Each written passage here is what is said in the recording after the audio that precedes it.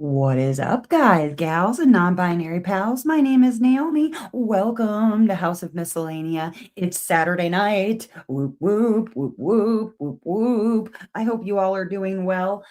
Let me just go ahead and go through my tools really quickly before I say hello to everybody already waiting in the chat. Hi, people. First and foremost, my pen. This is from Diamond Pen Pal. This is the Satura pen. You're going to see this switch out pretty soon here. I've got another one coming from Diamond Pen Pal. Very excited about it. But in my single placer, I have Ghost from Diamond Painting Daily. You can find Diamond Painting Daily and Diamond Pen Pal over on Etsy. This is like a glue dot. It's a liquid that goes solid when it dries. It goes from white to clear, and it'll look like that when it dries. This is a dry bottle. This is a not dry bottle, but it's still usable even when it's dry. Love this stuff. You should go get some. It lasts forever and it's not expensive. In my multi-placer, I am using Christmas Cabin from Putty Crocker. Now, this is actually from the Advent calendar. This is an old putty, and I love it because it's really dry. Good stuff. Very good stuff. I'm using some tweezers. These are from B&C Creations, and you can find B&C Creations over on Facebook. I use these more like putty pickers than anything, but they work for tweezer purposes, right? Like normal diamond painting tweezer purposes. But B&C Creations had made these tweezers, this beautiful trash pot. I love it. And this gorgeous moon-shaped sparkly tray that the tweezers and the pen and the trash pot all match each other. It's just beautiful. We love it. And then the tray that I am using is my old faithful here from Ephemera 3D on Etsy. This one is the Deep Six. I love this thing so much. If you haven't gotten yourself a Deep Six as a standby tray, you definitely need to. Love this so much. And then the release papers that I'm using on this one are actually older ones from Mary Morales, but it still has beautiful Love Tessie on it, and we love that. But these are the Mary Morales 2025 release papers from Crafts with Crashly. You can check out craftswithcrashly.com. And I believe if you use the code, it's still good. House of Miscellanea, all one word, no spaces, on your order from Crafts with Crashly. And then the diamond painting that I'm working on, you see a little peeky right here. This one is actually a new one for me from Jaded Gem Shop. This one is April Showers by Chow Illustrations. Now, I'm pretty sure it's Chow. It's CHAO, and it's either Chow or KO, but we're going to go with Chow. It is 36 colors. It's a 50 by 70, and this one is a pixel charted, and I love it. I am on the end of the third row here. And then that is all. Let me go ahead and say hello to everybody that is already waiting in the chat to say hi. Put that right there. Hello to everyone. Let's start. Hi, Paula. Hi, Elizabeth. Hello to Alice and Vicky. Hi, Diamonds and Stitches. Divine. Hello, Kath. Wendy. Hello. Hi, Brenda and Heather. Diamonds and Doodads. Great name. Hi, how are you? And hello, Missy. Hi, Kylie. Hi, Marianne and Shelby. Possibly Rowan. Hello to Shelby and Rowan. Hi, Sujin and Mary. And hi, Abby. I hope everybody is doing well. I do know that there is a auction going on over on Crashly's. Some of you might be in both places, so I apologize for any confusion that might be causing anybody. I know you probably don't necessarily need sound in one place or the other, but if I'm annoying, definitely mute me. That's fine. Whatever you got to do. Anyways, how's everybody doing on this beautiful Saturday night? Very confusing here in the Midwest because it was 62 degrees yesterday and sunny, beautiful. And today it's 30 degrees and snowing. We have about an inch of snow on the ground. That's Wisconsin Midwest weather for you, though. I'm going to open 2 squares, I think, because there's a lot of color blobbing in this area and it doesn't take much to. I'm just going to open both sections. Hi, Mystical Diamond Painter. How are you? But please do tell in the chat, what is everybody working on this evening? What are you keeping busy with? What do you have going? Now, on this one, I've actually been making some changes as I go along to this particular diamond painting. And I talked to Jade about one thing that I thought might be a useful kind of overall change. And that is, it's kind of hard to see, but there's lines in this umbrella, which is actually like a clear umbrella in the picture. Let me show you in the book. Thank you, Shelby. Somebody needs to give Mother Nature her herbs. Yeah, her herbs and her spices. So you can see in the original that the umbrella is actually clear and then the lines through the umbrella are white. But when you get into her hair, you can't see the lines anymore. And it's the same, what is it? Fairy dust glimmer drill in all of the white. So I decided to sub out for another color because otherwise you couldn't see the line through her hair. So I did a little doctoring, spinning some yarn. Ooh, working on Sagittarius, fellow Sag. Yeah. Hi, Glory. What's up, kitty cat? So what I did was I took the white glimmer drill, this one here. It's just a plain white, dust drill. And I actually subbed that out for this one from Shimmering Canvases. It is light purple pearl, and it's kind of hard to see, but it actually picks up a very purpley pink kind of color shift in it. Kind of see there, a little bit there, you can kind of see it. It's purpley pink, and it's called Light Purple Pearl from Shimmering Canvases. It's like a crystal AB. Really love it. It's beautiful. And so I've been subbing that out for the lines and reflection marks in the umbrella. And I think it looks very nice. I think it looks very, very good. But, ooh, working on Satura. Very nice. And so, yeah, that's what I decided to do to sub out for that part. But I have been making some other very fun additions, just sort of blinging it up on my own. We've got metallics that I've added. We've got some ABs that I've added, which normally, you guys, I stray pretty far away from the ABs when I can. Looks like the pink gemstone for October. Yeah, a little bit. Little Bunny Girl by Molly Harrison from Ever After for Molly Madness. Oh, I didn't know Ever After was doing a Molly Madness. That's pretty cool. Yeah, so it is kind of opalescent. It is a little bit opally, little bit opal, little bit moonstone, kind of, little rainbow moonstone, maybe. I've added some ABs, which craziness. I would not normally add an AB to a piece. Like I avoid ABs where I can. But for this one, it felt appropriate. I don't know if you can really see, but there's a metallic in her eyelashes that I've added. And then there's these little, let me slide it over a little bit. There's some of these like teardrops off of the umbrella, little raindrops. And I've actually put metallic around those and ABs on the inside as well.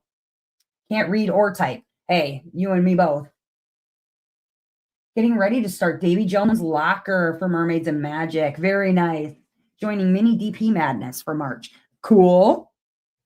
Do you know what you're going to work on as your minis for Mini Madness? I've got a lot of now. I didn't used to.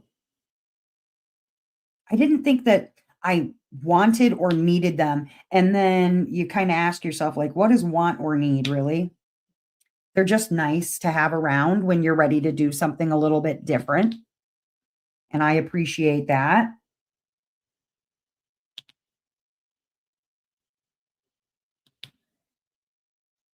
lots of fun events upcoming. Right now in the Discord, we are doing a DP along, just finishing up our Black History Month for February, but it goes into March if you need 2 months to work on it. And then we're doing a mystery DP along in the Discord. Minis are nice when you company that wants to DP. Oh, when you have company that wants to DP. Yes, very that.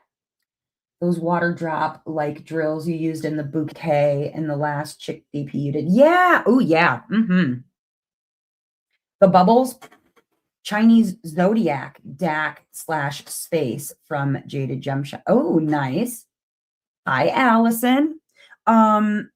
So okay. Like, okay, I know it's the year of the horse, which is why I picked the mystery that I picked for the mystery DP along in the Discord. And yeah, I've been kind of, I don't know, holed up in my house. It's been very strange for me. You guys didn't see a whip and chat this week, and there's a whole reason for that. I am kind of hard to explain, but for those who are sensitive to that kind of thing, I consider myself to be very much an empath. And like the news and things going on in the world right now have me very stressed and anxious. And so I did a dumb thing and I directly watched the State of the Union. And I don't normally get that firsthand with politics because of the fact that I'm really just very empathic about things going on. And that really set me off on a tumble for a good 3 days. And I just kind of kept to myself for the rest of the, like, I don't think I don't think I've looked at Facebook. I don't think I've looked at um emails. I have been watching funny things, like laughing, or old shows, comfort shows, and just staying the hell away from social media because yikes, it was a mistake. I should have called you. Yeah, you might have needed to, Mary. I need a mystery. Anyone want to enable? Oh, I love enabling. Hitting up a mini set too, but there's 44 colors. Oh my. Yeah, it was pretty bleak actually. Yeah, I'm not the kind of person that really should be firsthand watching political stuff. I just shouldn't. It it makes me angry, or it makes me anxious, or it makes me jittery. I, I just shouldn't have done it. I should have known better after we had some political things going on in the state of Wisconsin back. We had a specific governor in Wisconsin. I'm not going to try and make this political. I apologize. But there was some stuff going on here in the state of Wisconsin, and it really just threw me off on a spin for probably 2 or 3 months. So I don't even want to talk about like when 9/11 happened. That was also not great for me because I was pregnant at the time then. Are you interested in the Yasu Arts number 97? Ooh. Divine says I'm excited to start my mystery kit after I finish the one I'm working. Nice. Which one do you have, Divine? Yeah, calf. The state of the world is a lot. Yeah, I agree. I agree. And Shelby, thank you for saying that. I know you were dealing with a lot of your own stuff with, being sick, kids being sick. I'm okay. I just, like I said, I sort of hermited myself, turned everything off, watched. I did watch the second half of season 4 of Bridgerton, which I was at in my life, something, different to look at. That was nice. I gotta scooch this. Got to scooch this a little bit. Uh, so that was good. I enjoyed the second half of season 4 of Bridgerton. I'm gonna be honest with you. I'm not the biggest Benedict fan.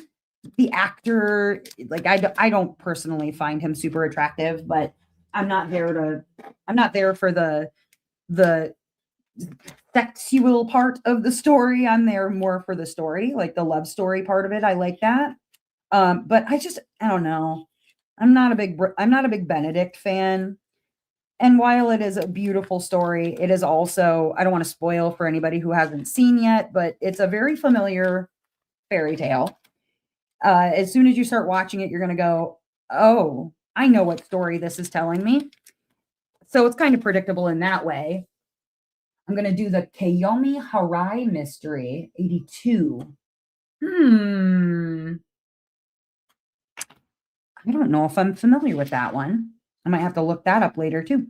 So yeah, I watched season 4, like second half of season 4 of Bridgerton. So that was exciting. I found a show on Amazon Prime that I haven't watched in years. It's a sci-fi show called Defiance, and it has Stephanie Leonidas in it. And actually, oddly enough, I knew more about Stephanie Leonidas than I did some of the other headliners in the show. The other one is the chick who plays Darla in Angel. She's in this show called Defiance as like the mayor. And then Stephanie Leonidas played in a movie called Mirror Mask. And I really loved her performance in Mirror Mask. So I loved her performance in Defiance. It's a sci-fi show. Yes, Divine. It's so good. It's so good. Vicky says my mystery from Sujin will be here Wednesday, and I'll be kitting up immediately. I know what it is. I'm so excited to work on my first mystery, and it's a gorgeous piece of art. It is. The name for that is Fantasy Magic. Also, I know somebody who is trying to sell Button Eye by Ennis. If anybody was looking for Button Eye, I have a personal in with someone that's selling it.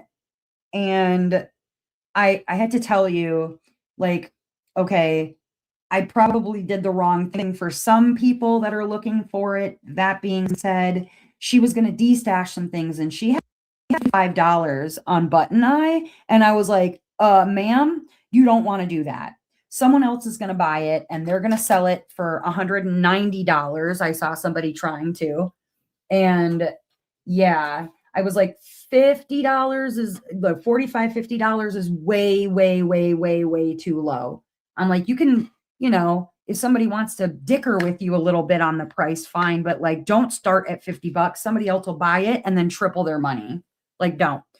This one that I'm working on, Allison, it's called April Showers from Jaded Gem Shop. Right, yeah. And this one is the pixel charted version. I went and looked at it's by Chow Illustrations. I went and looked at Chow Illustrations other stuff, and I have to tell you, it very much gives me like Serendipity the artist vibes. I love it. You were bleeding. Oh my gosh, Allison, you're all right? Not going to be just hope you're not bleeding anymore. Or at least if you are still bleeding, that you have stemmed the tide, I guess. I don't know. Yes, this was my surprise one, Shelby. Yes. She wrote on the box. Hold on, I'll show you. Let me get the box. I have the unboxing like recorded. I just have to edit. But yeah, she put freebie on there, right? But then she put we would love to hear your thoughts. And so I thought, well, it says faggots, but that's okay. Some people can't spell as good as they think they can when they're just writing stuff out real fast.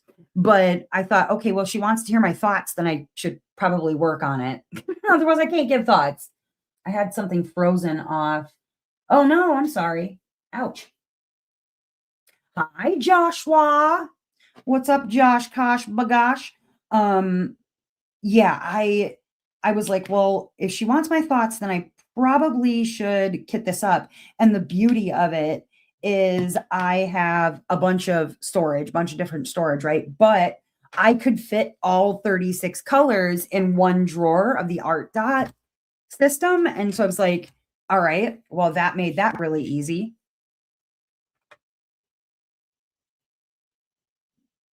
Always interested in NS. Okay. NS is some good stuff. But yeah, if anybody was looking for button eye, just like, I don't know, let me shoot me a message or something and I can put you in touch. Because I know button eye was on a lot of ISOs for a minute there. Um, so, anyways, I got together a bunch of more of the most searched like expressions or questions or things like that for diamond painting. And I thought that just like the last time, together we could do a little something something and give the people the answers that they're looking for. I think that would be real good. You love that one, and we'll try to get it in the future. Ooh, okay. Hi, Liana. Thank you, Diamonds and Doodads. You're in the process of coloring your hair again. That's fun. What color are you going, Mystical Diamond Painter? I have a rabbit just like that from my son when he was little. Oh. So, yeah, I found a bunch of like frequently Googled questions as far as diamond painting. And we have gone through this before, once or twice now. And I thought, okay, well, let's answer the internet's most searched questions about diamond painting. Because I think between the group of us, there are what, 38 of you in the chat. And I figure between the 39 of us, including myself, that we can give some really good recommendations or answers to those questions. And y'all will be an excellent help. Purple with blonde roots. Ooh. Hi, Shannon. Okay, so first, let's see here. I got your message, Mary. I noted. Okay, first question. How to diamond paint faster? Hi, Melissa. Oh, perfect person to be to be hopping into the chat that can help answer how to diamond paint faster. And I think I've talked about this before. I think a big part of diamond painting quickly has to do with one, whether it's round or square. Is there a lot of color blocking? Number three, multi-placing, multi-placing, multi-placing.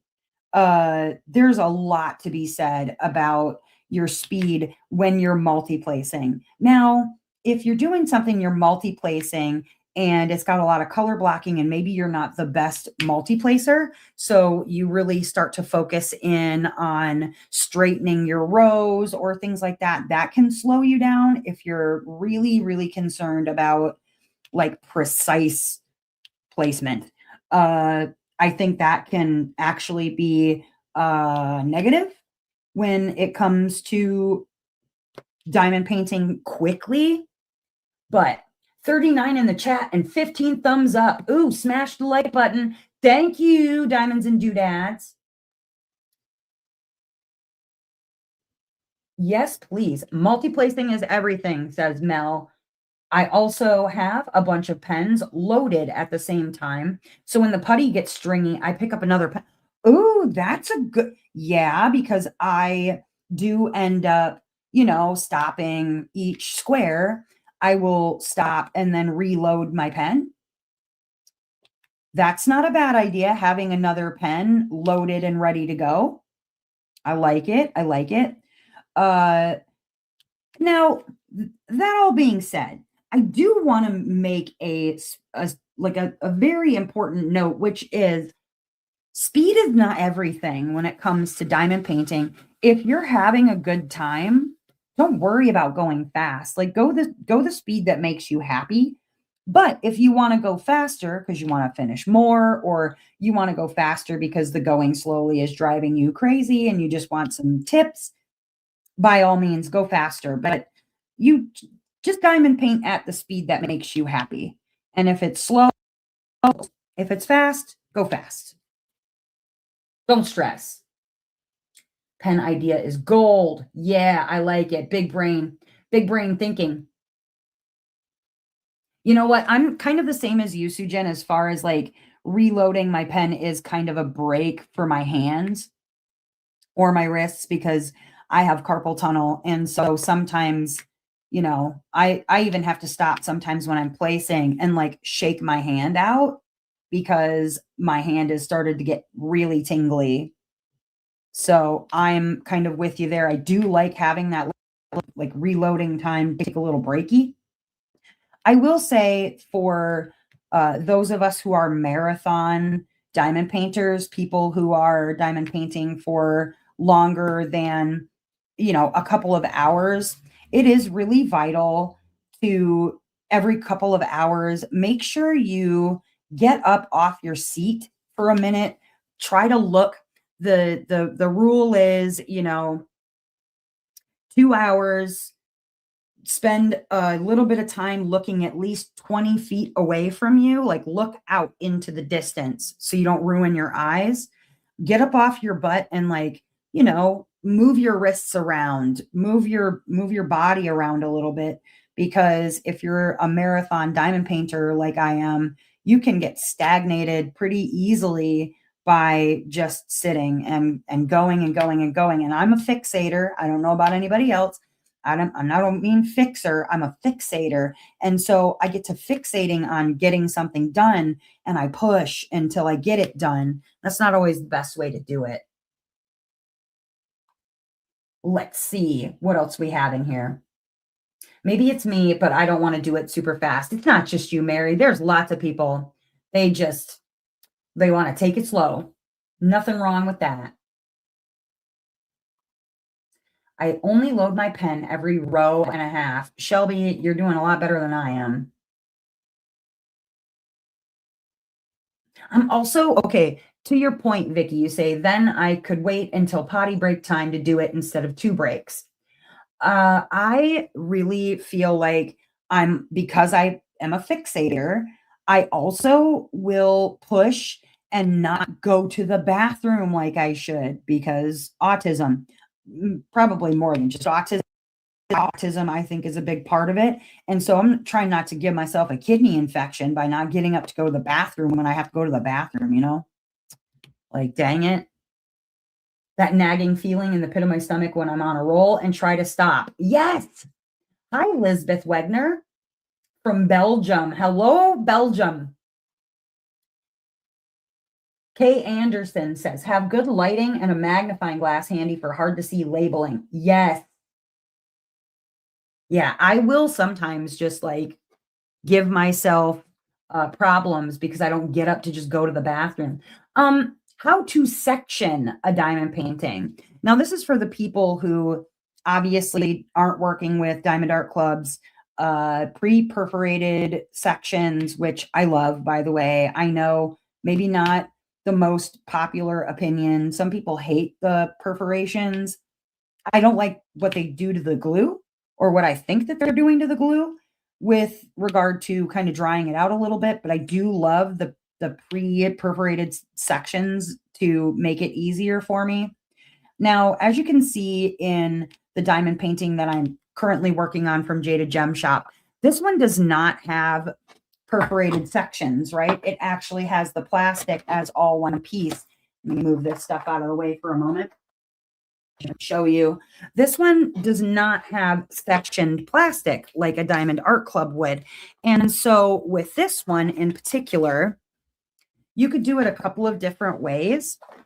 Now, I've chosen to put down release papers, but there are some people who holding it too long now can contribute greatly to not being able to hold it until later or hold it later. Yes, Mary. Yes. I use washi on anything that's not Dax perforated plastic.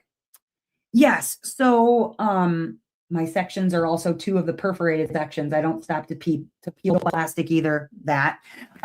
So yeah, this one has one whole sheet of plastic on this one, and Jade's is very thick plastic.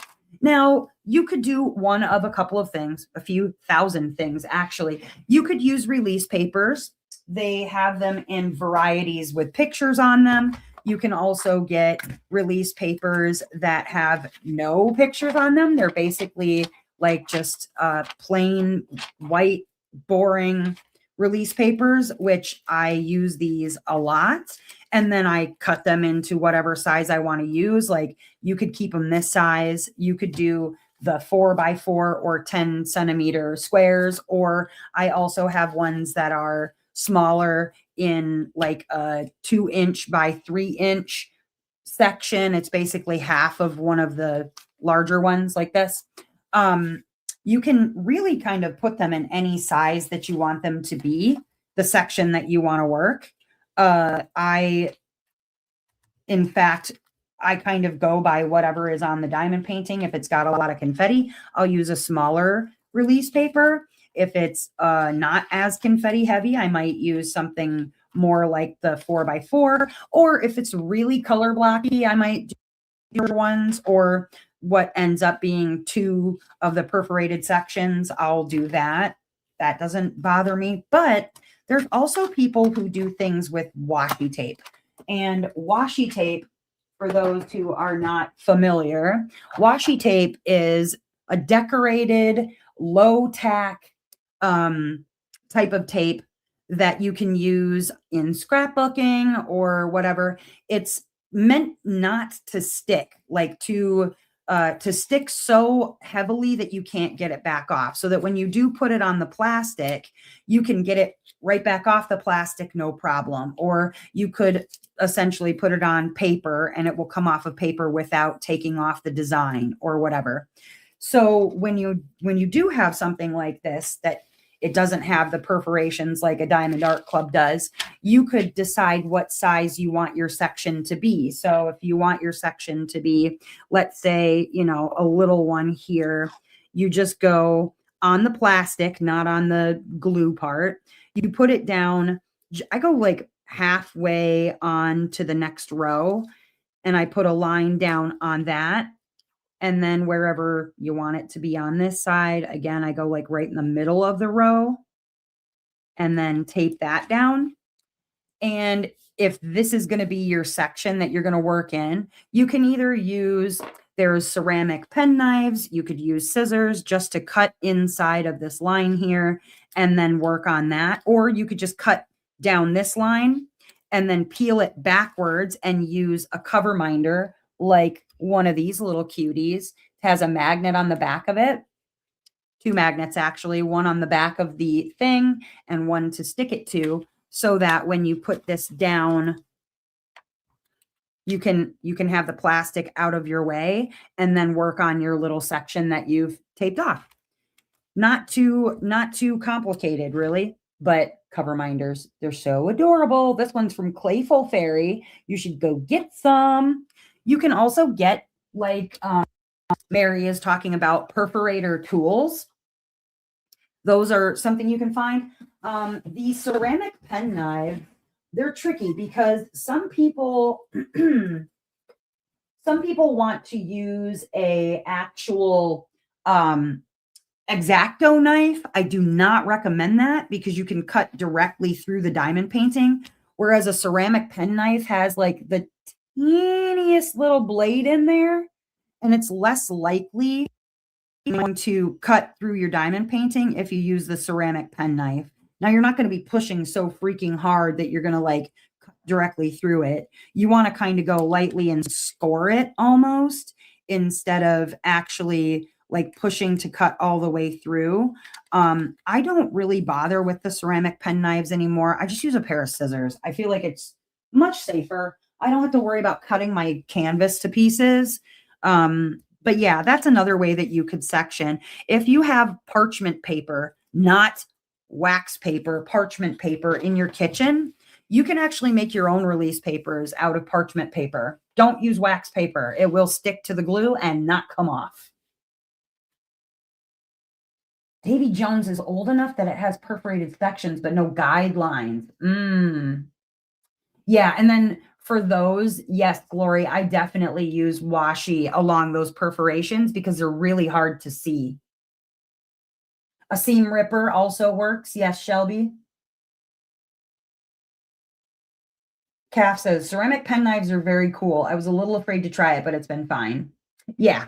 Yeah. Like I said, I'd rather use scissors or yeah, a seam ripper, which I do have a seam ripper also that you could use to like actually go right up and cut the plastic, and then you're not actually cutting your diamond painting. Very handy stuff there too.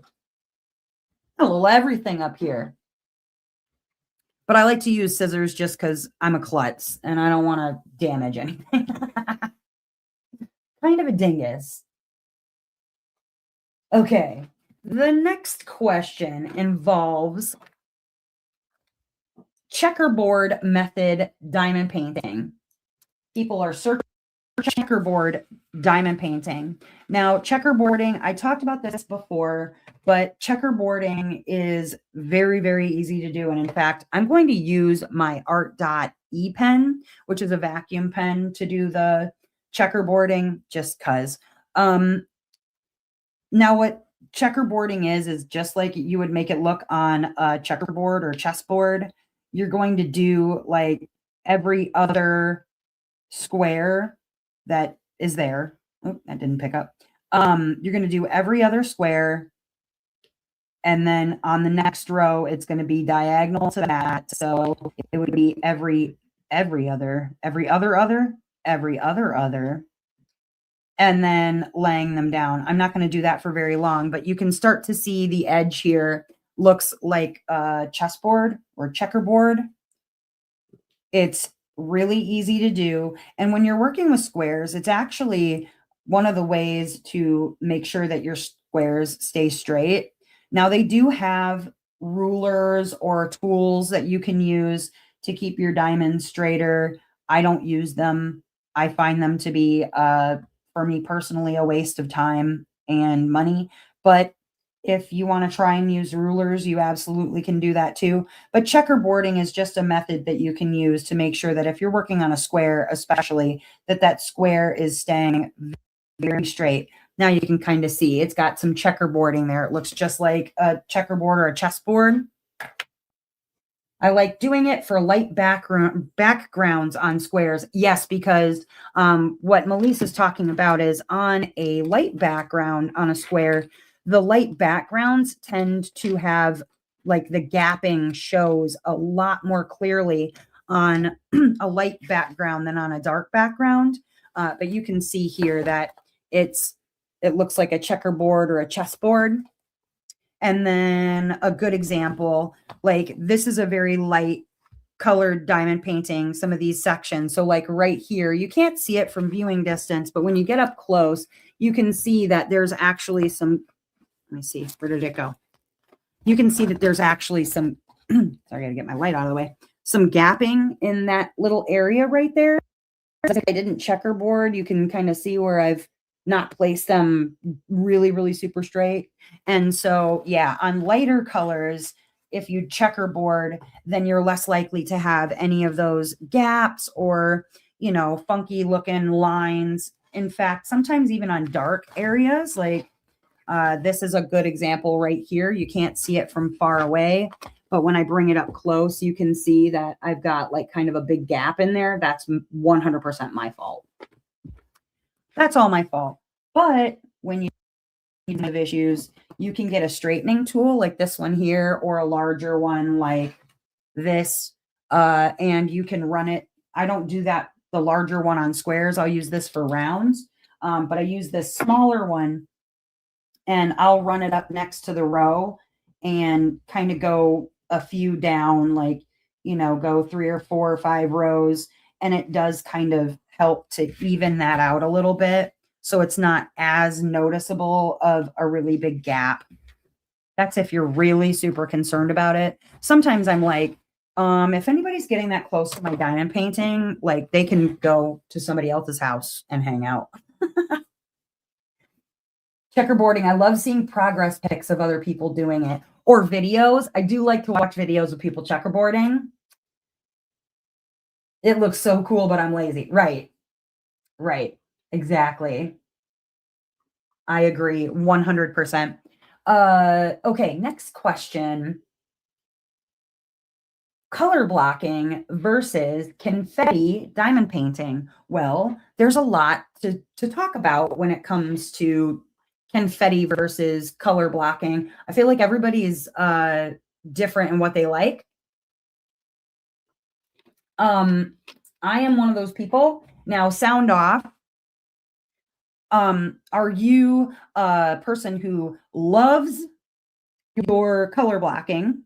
You love your confetti, or are you like in the middle? You like a mix of both?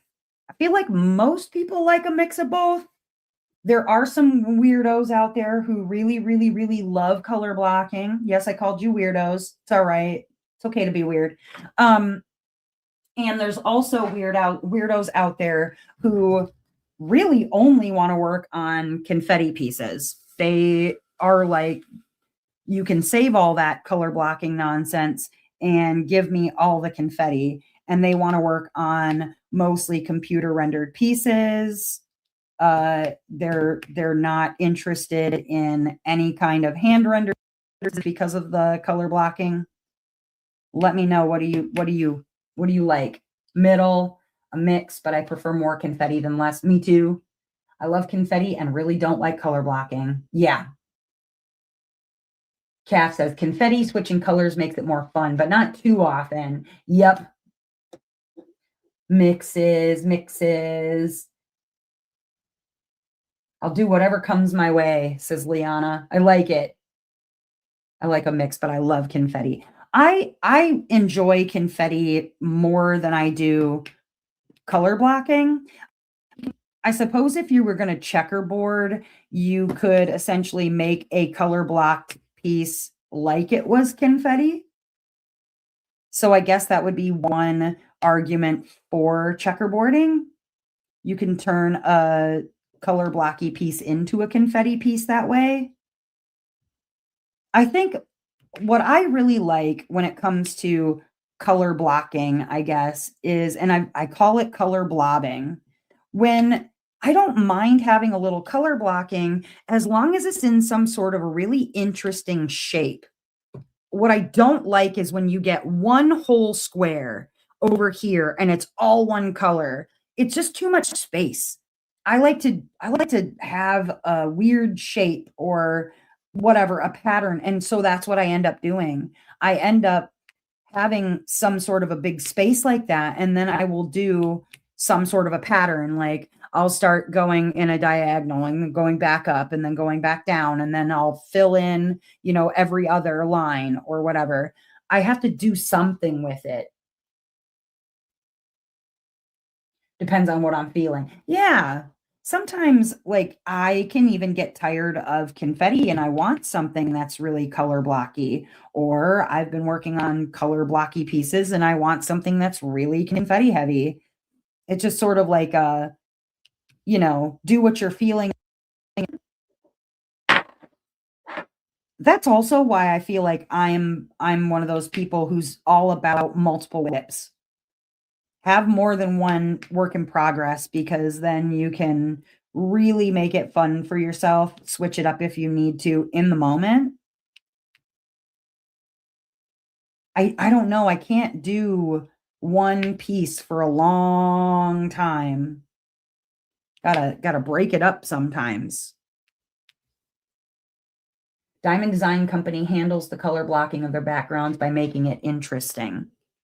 I do like the fact that with Diamond Design Company that the backgrounds are uh fairy dust drills, glimmer drills, because then it does give you something a little more interesting to look at than just a plain white background.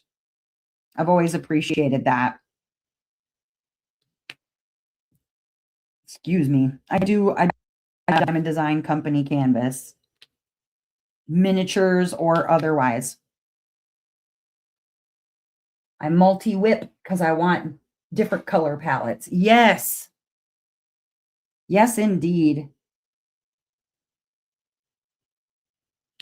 I don't know. If I'm forced to have like one significant other, then at least let me have multiple whips to cheat on.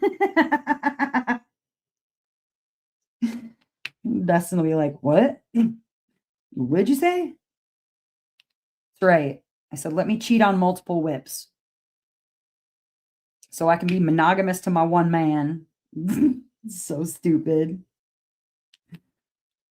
Oh my gosh. This is like the dumbest thing I've said today. It's all right. I'll accept that. Wallflower, what's up? I need to finish what I start, which is why I am mostly one whip at a time. Yeah, but okay, but Melissa, you finish a diamond painting in like 4 days, so it's not so bad. You know, I was in really bad like headspace when over the last couple of weeks I've really not done a lot of diamond painting.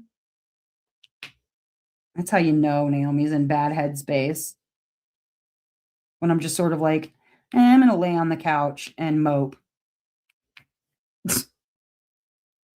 Should I do the blue or the really blue today? Oh boy. Well, you know me and blue. I do love some blue.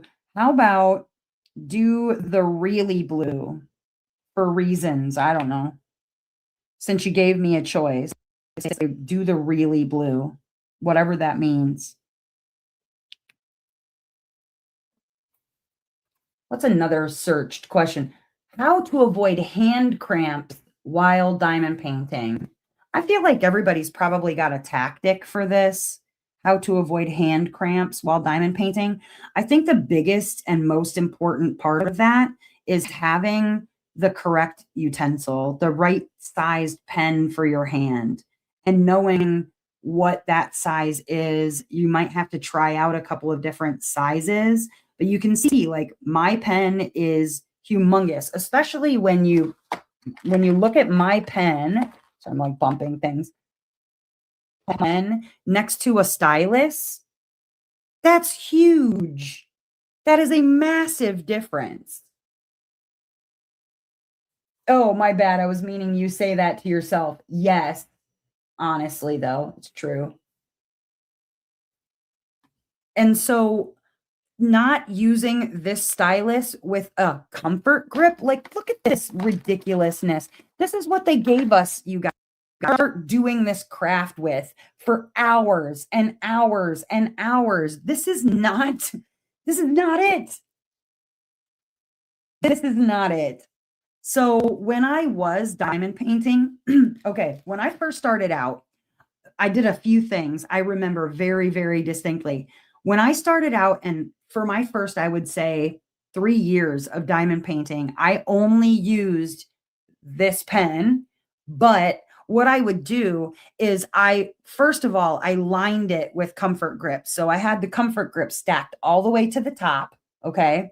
And then what I started to do was I would cut the comfort grips in half, like I would cut here and here, and then I would start to stack them over top of the other ones and then stack them. And I would use these little like um the rubber bands that you would use for like braces, okay? And then I would stack and stack and stack all these comfort grips basically to build myself a giant pen. Or the other thing that I had done, I took air dry clay and I just like layered and layered and layered and layered air dry clay to make myself a larger pen.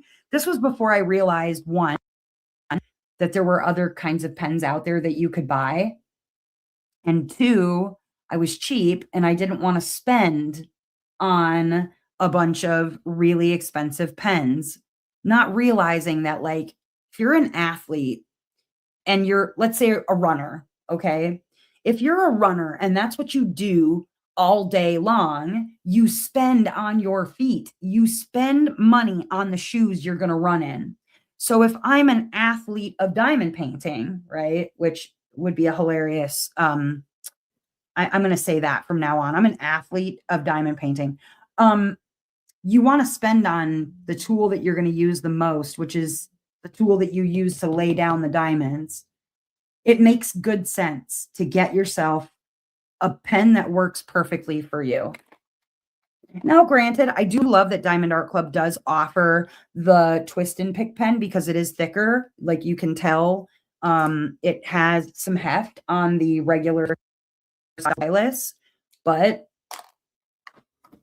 say I'm a mathlete. Okay, I'll be a mathlete of diamond painting. I do like that they added these for the Diamond Art Club diamond paintings, but it's still not big enough. This gives me hand cramps still. So I had to go with something really, really large. Now, what that size is for you, I have a video you can go watch about, like how to pick the best pen for you. You can go check that out if you want to. But honestly, finding the right size. And I say start a little larger than you think you need and work your way down. Because then that way, if you did need something really large to begin with, that you're not like doing what I did, which is stepping up a little bit at a time. Join the math club. Oh, thank you, Liana. She said, now I make pens that are amazing. I do make pens. Yeah, and if I would have known back then that I could have just turned my own pen, granted, I would have not had any of the skill back then to do it because I did not know what I was doing. But that also, I think, has to do with the weight.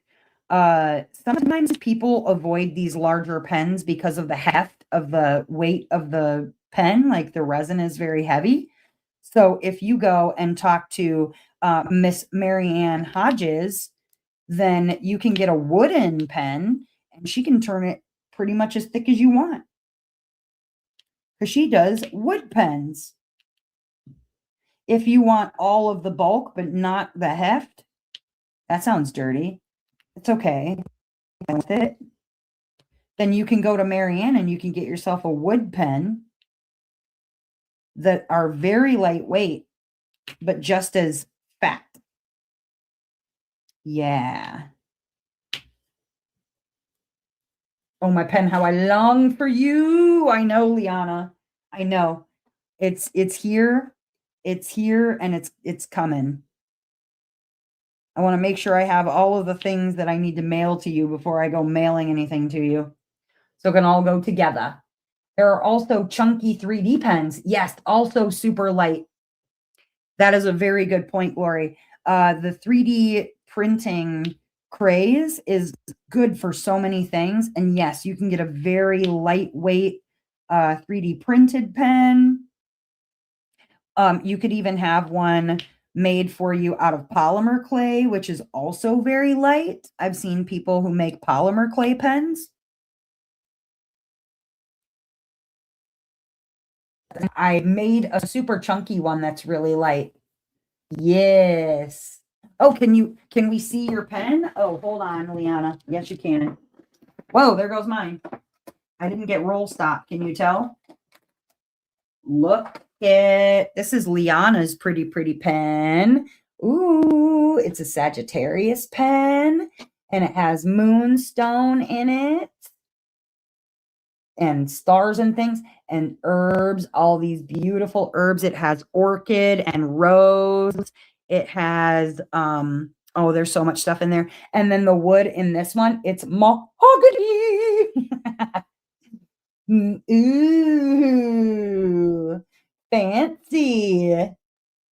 There's Liana's pen and it's mahogany. I love it. It's beautiful. It's beautiful. Wish it was thick enough for me, but it's not. See, it's not quite there. It's gotta grow up a little bit more before it can be fat enough for me to use. But yeah, that's Liana's pen. This one, this Leo pen still needs a home. This one still needs somebody to call home. It's got tiger eye and I believe it has lapis and garnet and it's got all kinds of herbs in it And the wood is ash and maple, I believe. Yeah. Pretty pen. This Leo pen needs a good home too. This little doesn't have anywhere to call home yet. Wonder if you could get a piece of wisteria. I bet you could. It just have to be dried out. It would just have to be dry. That's all. That's the tricky part is like, yeah, I've got lots of wood that's the right size, but it has to be dry enough to turn. Otherwise, once you start getting it hot on the lathe, that can be pretty dangerous. If it's not dry, if there's still wetness, residual wetness in the pen. Yeah. Somebody needs to give that Leo pen a home, I'm telling you. My husband diamond painted. He's a Leo. Oh. Liana said, I love you, pen. It misses you too, Liana. It's ready to go home. Where did I just put there it is. Okay, let's see here. What's another question people ask? Oh, we were talking about hand cramps. So pens are important. And then I do like to, just as a quick little thing, when I am diamond painting, when I take breaks, Leo, yes, I think Leo is your opposite, Sujin. When I take breaks, I like to legitimately do some exercises by bending my fingers back or like making sure you stretch your carpal tunnel area, your carpal bundle of nerves here, and then doing some massages to open that area up as well. Massaging like the mound of Venus, which is what this is here, and this side of your hand, and just opening this area up right here, because oftentimes what causes your hand to cramp or go numb is when this area, this bundle of nerves and tendons gets like it gets pinched or compressed. And so making sure, hi, color and craft, color and chat with Joanna. Welcome. Glad you found me. Nainer says, I'm a Leo and love it. Where can I get it? New to your live. Well, hey, Nainer, send me an email. I'll put it in the chat for you. It's actually up here too. House of Miscellanea, but all one word at gmail.com. Or if you're on Discord, here we go. But I put my email address in the chat. There you go. Yeah, so making sure that you just like do some exercising or, massaging the area where your carpal bundle is here. That's always a good idea too. All right, I need not 3, not 2, we'll go 1. Oh, wait, I do have 2. There we go. Do I have a shop? I do not have like an official technical shop. Most of what I do is I take orders for pens, and then when the weather is nice, because I'm working out of my in-laws' garage, they're like workshop in their garage, and I live in Wisconsin where it is very cold. So I will take orders for pens. Actually, hold 1 second. I'll show you guys something. Give me just 1 moment. I'm going to mute and I'll be right back. While you're waiting, though, boop that like button. I'll be right back. 1 second.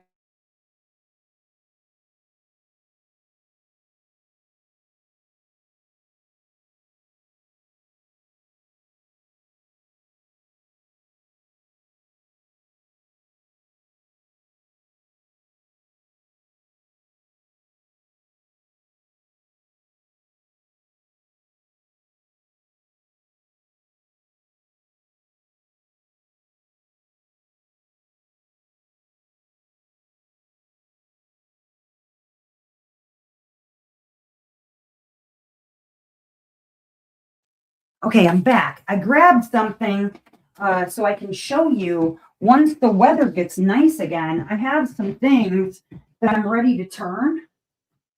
Give me a moment. Just gotta get some things out. I've actually been working on a lot of blanks in the meantime because I don't necessarily need the weather to be really warm to be able to do blank pouring. Now, these, try not to pay attention to the bubbles because those are going to actually turn off of them. But here are some that aren't necessarily claimed. Like I have one for Scorpio. It's actually a couple of shells that are floating in there. But that one is for Scorpio. And then this one is for Aquarius. Like I said, ignore the little micro bubbles on the top because those are going to turn off. Like they're not actually in there. But I have one for Aquarius. And it's got a flower in there. There's all kinds of stones and herbs. These also glow in the dark. And then I've got, hold please. I'm going to take them out of the mold. Well, this I'll show you in the mold. I've got one here for Virgo. I've got this one actually is an Aries, but this one has a home. This one has to go to somebody special, but that's an Aries that belongs to somebody already. And then I've got this one with some purple in it. This one had a home and then their home decided to abandon them. So that one, when I turn it, will not have any owner. I have a Pisces here. And the Pisces has shells. It has stones, herbs, just like the others. I have a Gemini that's poured and ready to go. And then this one actually had too many bubbles. It's a Libra, excuse me. So this one might end up not going to a home at all, but I'll turn it and see what it looks like. But I'm also, if you don't like gold, I have silver for the zodiac names now. So if you don't want gold and you want silver instead, I have silver now that I can use. Yeah, so those are ready to go. I just have to wait until the shop is warm enough to actually work in. That's all I'm waiting for currently. Poor abandoned blank. I know, Abby, it's bummer. That's okay, though. Justin must have just got home. I hear the pup barking. But yeah, I'm really excited to get back out into the garage in warmer weather. I was fooled this week. I almost went over there and did some turning yesterday because it was 60 degrees. And then, like I said, now here today, it's 30 degrees and freezing freaking cold. Nainer, 1977. It depends on what kind of pen that you're getting. I have a couple of different varieties. And then if you need anything extra special, things like that. But the base price for those, because of the different kinds of work that I put into, which if you send me an email, I'll kind of explain a little bit more about it. But those are 100, but there's a lot more that goes into it than just what you're seeing here. I can explain a little better and show you some closer pictures of things once you send an email. But if the price scares you off, that's okay. I understand. But there's just a lot that goes into it. I can put you down for that pretty purple blank. Well, okay, Vicky. You wanna claim it and make it a new home? But yeah. The Leo one specifically 100. There's nothing like special that extra things that need to be done to it or whatever. That one's actually ready to go to a new home anytime.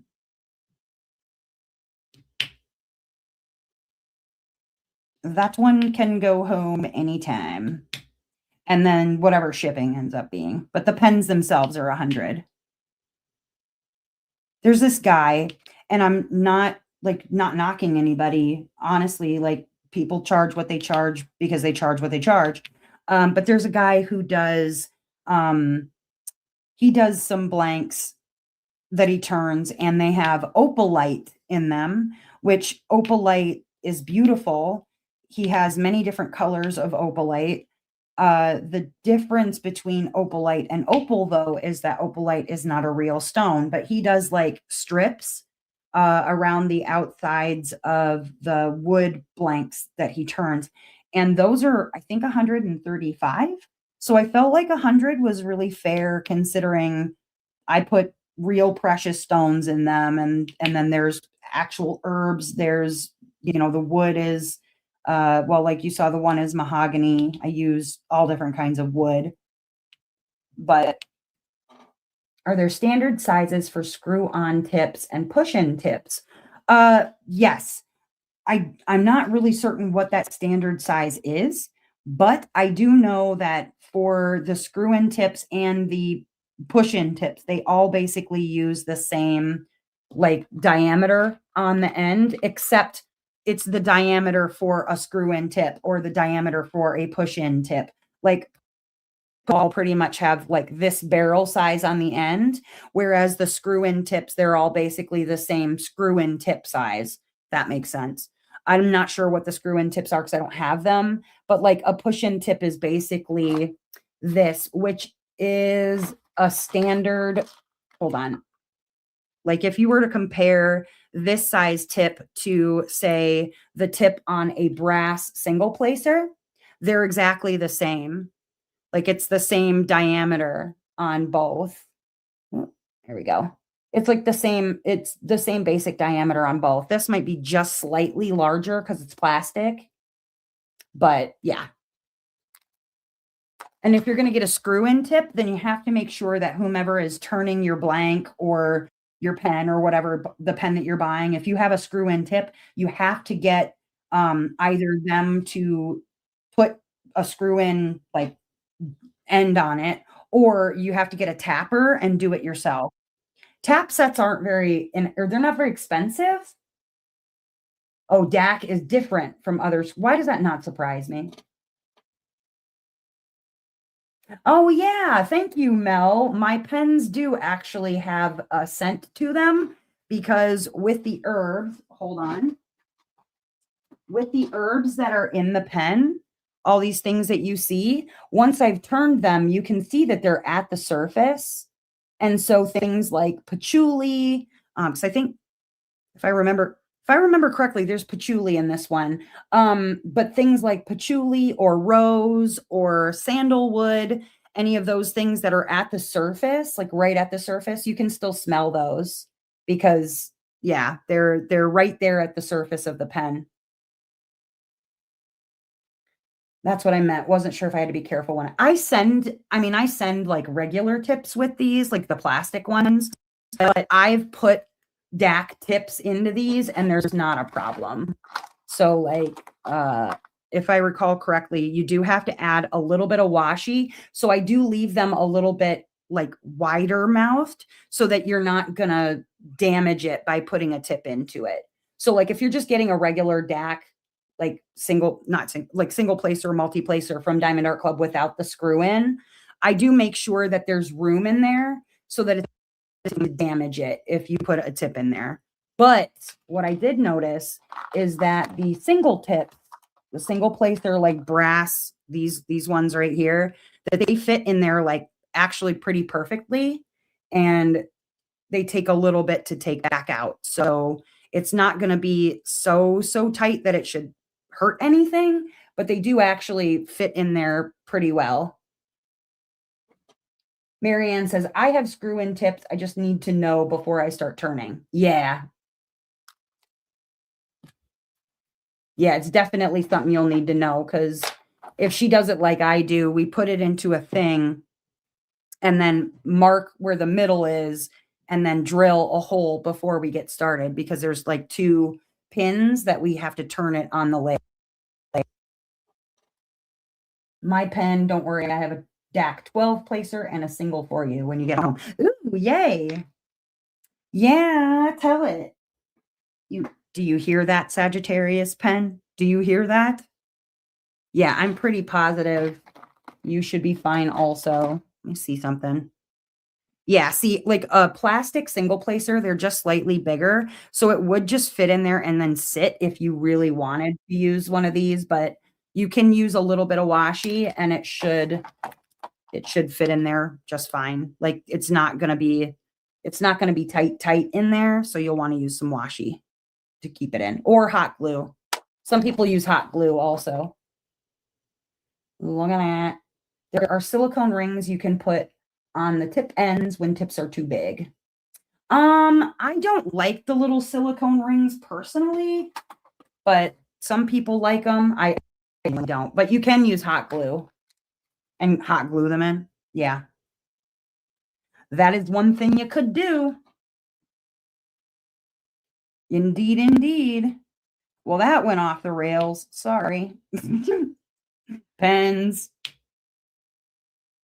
But yeah, as soon as the weather is warm, I will be able to turn pens. But if you want to either claim a blank, or if you want to it so that when I do have my lathe going in the like spring, I only need it to be like 50 degrees in there, but I need it to be like a temperature that I can manage to stand in there for hours. Because one of these, I would say it probably takes me about from start to finish on the turn, about 2.5 hours for one of these types of pens, because I'm also grinding through real stone. I'm grinding through the wood and the resin, because there's actions in there. Like you can see there's lapis and tiger eye. Yeah, there's real stuffs in there. So it takes me about 2.5 hours to turn one of these. If I had a way that I could cut down that time, I would, but I'm afraid with the real stone that's in it, when I'm turning it, I don't want to try and go too fast and then end up like having something fly out at me. That does not sound fun. I do wear safety glasses when I turn, and protective equipment for my ears because they stick out a little bit. I'm not trying to lose an ear either. I don't lose an ear. That sounds terrifying. But yeah, did I see somebody say they wanted the Virgo? Yeah, just send me an email, color in chat with Joanna.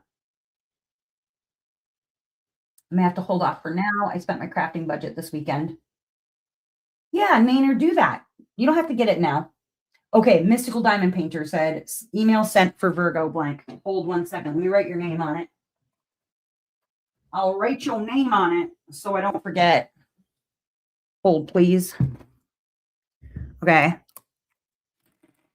Vicky said Vicky wants that one.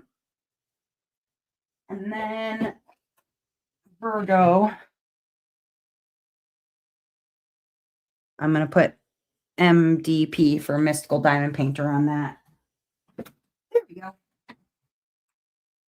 And then Nainer, if you wanted to, if you're looking for a different kind of custom with not all that kind of stuff in it, something that's a little simpler or whatever, and you have an idea about what kind of custom you want to do, those don't have to be 100. It's just when I add the stones, when I add the herbs, there's some woo-woo stuff that I do. How better to put that? I'm pagan, and so I do put some vibes in there, which that pretty much happens with any pen that I turn anyways. But that being said, depending on, what sort of a custom you're looking for, it doesn't have to be 100 for every pen. Like that just depends on what's going in it. You should be wearing a mask with a filter. Oh, you talking about when I'm turning the pens? No, I don't wear a mask with a filter when I'm turning the pens unless it's walnut. I don't mess around with walnut. My father-in-law actually gave himself pneumonia by planing a bench that was made with walnut, and he did not wear a face mask with a filter and gave himself pneumonia. But when I'm just turning like the resin and whatever, no, I just wear like a surgical mask to make sure I'm not breathing in a bunch of stuff. Because there's not too much for like dust in the air with that. Because it's got a vacuum on the back of it. I think the price is super fair because crystals are expensive. Yeah, yeah. And I mean, it's like I have moonstone, labradorite, hematite. I mean, any kind of stone that you can name, I've put into these. And so, thank you. I appreciate that. I've used opalite in them in place of opal because obviously I can't find opal chips for super cheap. Although I have put an opal cabochon. It was like uh, it was about, let me see, draw a picture. It was like a cabochon of opal that I put into a pen, and it was about that large, like that size for a cabochon. And when I told the person the price and I gave them a price of 160, they thought I was crazy. And I'm like, this is like real opal though. This is a real fire opal that I put into this pen and now it's in this pen.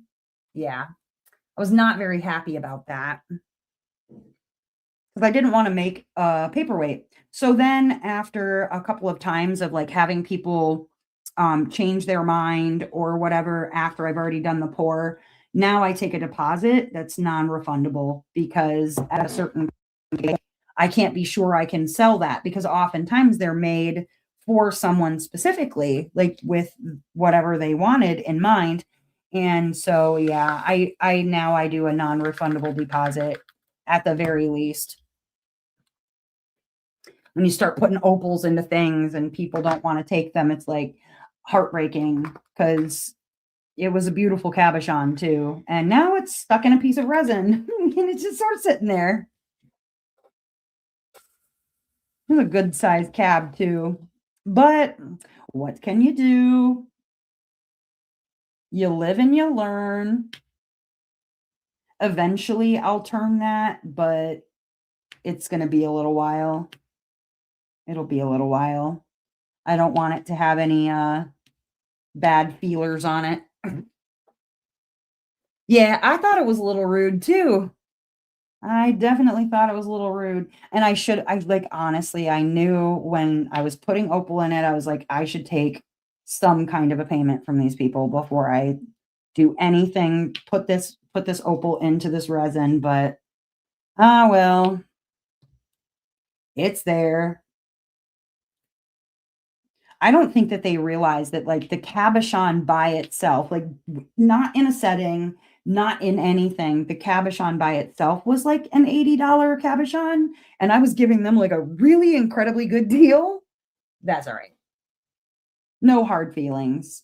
I just probably would not sell them a pen again if they came looking for one. I'd probably be really hesitant to make something custom for them. That's all right. Or cash up front. Like cash up front. Okay, let's look at the next question that we have. Um, best best desk setup. That was a mouthful. Best desk setup for diamond painting. I mean, that's kind of, I feel like, all in the eye of the painter, right? Because what one person needs for space, the next one of the next questions is, can you diamond paint in bed? Now, you can diamond paint anywhere. You could diamond paint on a mountaintop. You could diamond paint in the back of a car. I've diamond painted in a car. You could diamond paint just about anywhere. You can, but there's that old saying, just because you can doesn't mean you should. Uh, I guess it kind of depends. Are you doing a mini? Are you doing a full-sized diamond painting? I've heard of people who diamond paint full-size diamond paintings in bed. I could not do it. Yeah. Let's see. I hear people talk about sending in blanks and having them turned. Being new to this, what is meant by this, and why do you need to send a blank? And yeah, people don't understand the cost of materials. It's very true. So there are some people who talk about you buy a blank, which is what this is. This right here is a blank. what happens is the resin pourer, they make a blank or one of these sorts of situations, and then they'll sometimes just sell these, and then you choose who you would like to have turn the blank, because every turner kind of has their own style, and the blank is what becomes the pen. So this, for instance, is a 1 inch by 1 inch by 6 blank. Okay. And I have others too that are not like, well, let's hold on. Let me see if I can find. Do I have one close by? I'm pretty sure I have a great pot in here somewhere. Hold 1 second. I know I've got a grateful pot someplace. Where are you hiding? Grateful pot blank. Where are you? Great. I might have mailed it already. Hold on. Hold on. Do I have one over here?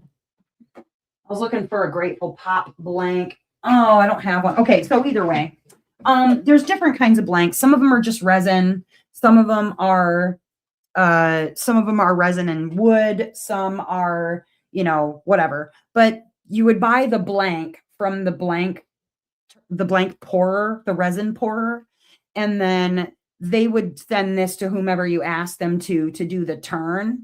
And then whoever does the turn does it in their style.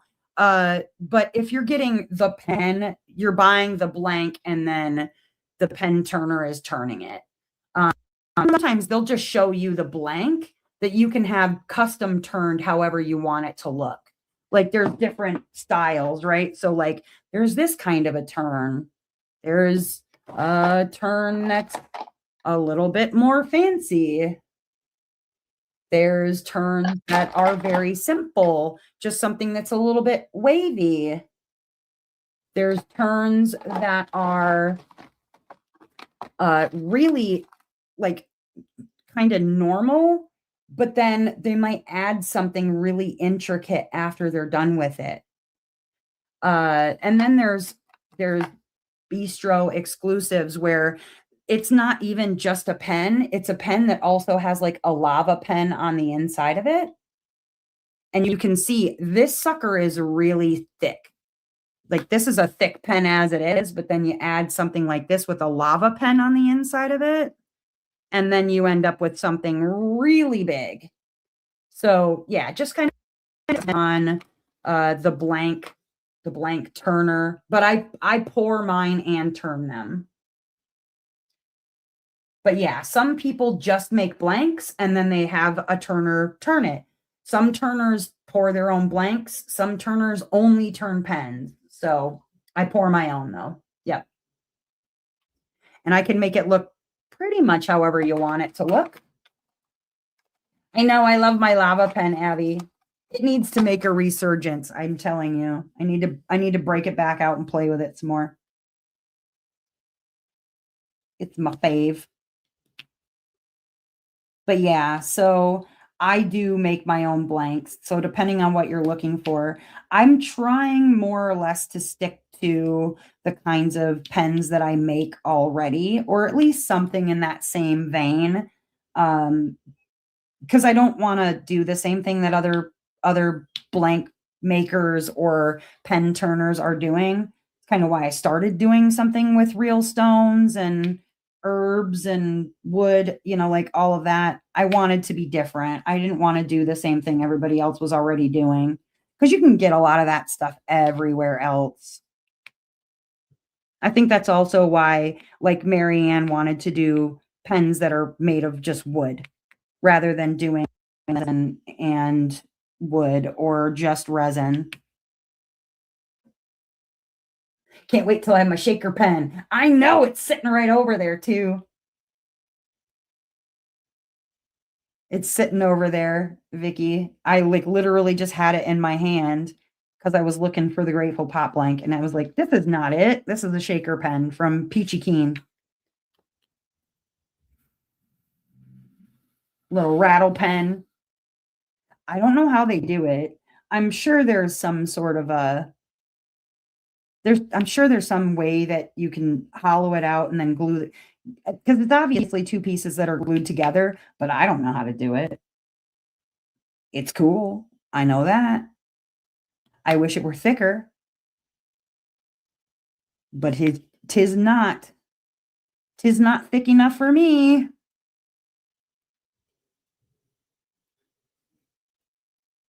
I wanna get another 8 placer and then put my other 8 placer into that lava pen, Abby, and then I'll have it set up and ready to go. Because I do love that lava pen. It's a lot of fun. All right, let's see here. I have 2 big dogs drill disaster. Oh no. Yeah, and as for can you diamond paint in bed? As Sujin says, you can, but you're gonna have drills in your bed. I 100% believe that if you diamond paint, you're gonna end up with a 2 dog drill disaster. Yeah. Yep, that. Like, can you imagine you're like diamond painting in your bed and then a dog jumps on the bed and then you've got drills just they live in your bed now. That's where the drills live, is in the bed. You're just gonna have to work around them, sleep around them, you know. There's no getting all them drills out of your bed after that. I don't think so. Madwood Turning had one today with a whale in it. Oh, cute. There's I think the closest that comes to like what I'm doing is probably Black Wolf Woodworks. They do the opal like inserts or whatever. But Madwood does a beautiful job too. That's where the Gaia's heart pen came from Mary or from excuse me, Gaia. Um, let's see. How to keep drills organized while working.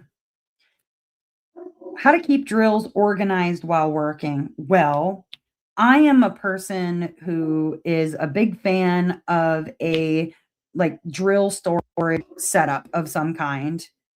Like, for instance, I'm using this is from the Art Dot drawer organizer. I've put these like cardstock pieces in there to make sure that they stay in rows. But this is so that I don't have to have just bottles out on the table, because I feel like if you just have bottles laying out everywhere, one, that's an easy way to dump your drills into the wrong container. And two, it's an easy way to get things mixed up, messed up. Epic fail. They weigh 150 each. The tray, oh no, the tray went flying. And they sparkled with AB drills for days. I bet they did, Joanna. Oh my gosh. That would not be great. I've got a Great Pyrenees, so I completely understand that pain of a 125-pound dog jumping into your bed. Not the best time. That's the other reason I know I could never diamond paint in bed. Like, could you imagine Beans just jumping up on the bed? I don't want to imagine it. But yeah, I'm a big proponent for having a good storage system before you start diamond painting. Like, yeah, back in the day, I used to have a Ziploc bag. This is no joke. I used to have a Ziploc bag filled with all of the like baggies that you get from the company. Like, do I have it in here?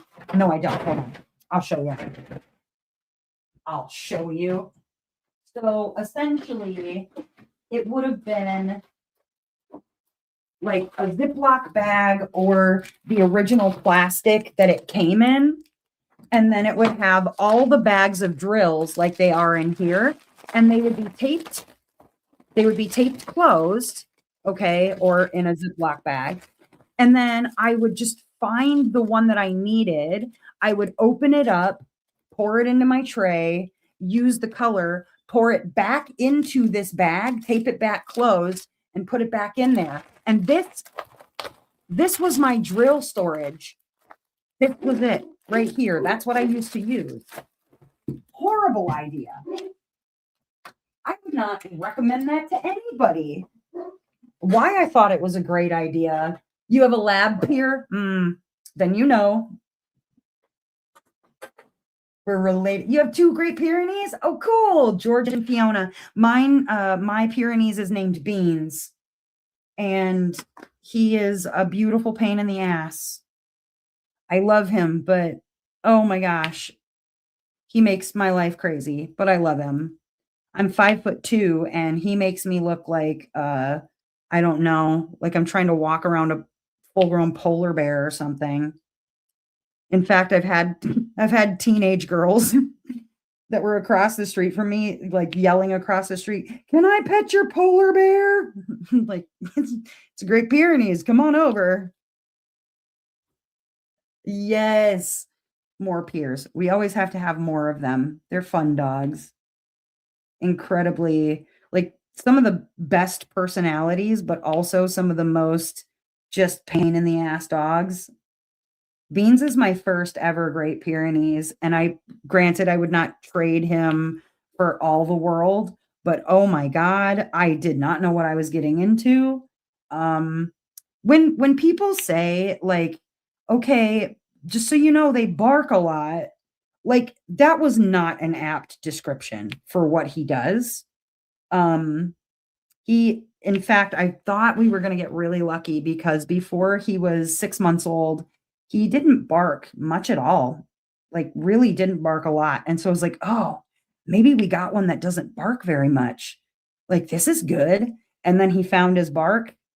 And then for anybody who's seen the movie Bolt, the Disney movie with Miley Cyrus is like the voice of the girl. You know how like Bolt has his super bark? Yeah, that's sort of what Beans has, is a super bark, and it'll, like, bust your eardrums.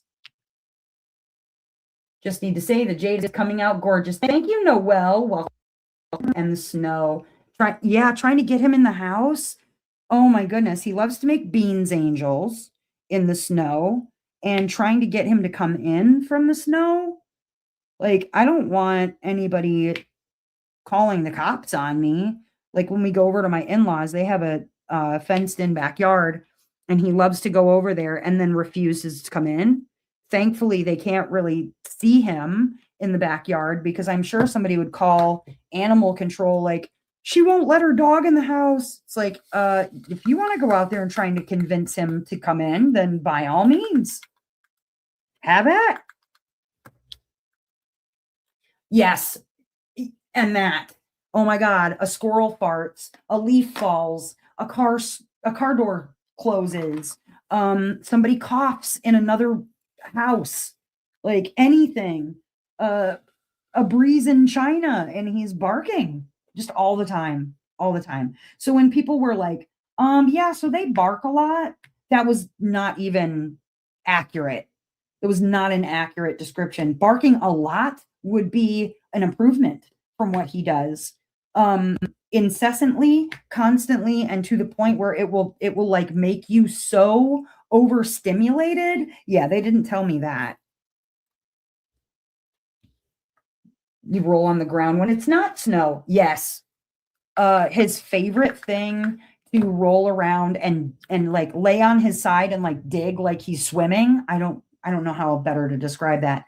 On linoleum and wood, he tries to dig our wood floor. Like he'll like try to make it more comfortable by digging in it. He will lay on his side and then like he kicks his feet like he's digging or like he's swimming, like sideways swimming. He loves sand. Oh my gosh. He will not like if I put him in the wheel like he's on fire, but when he's out and like on the beach or in a creek, a horse trough filled with dirty water, loves it. But try to give him a bath? Mm-mm.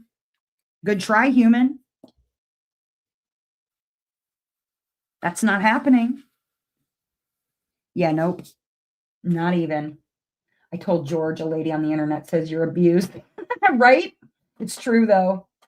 It's true. It's like, some random stranger. Okay.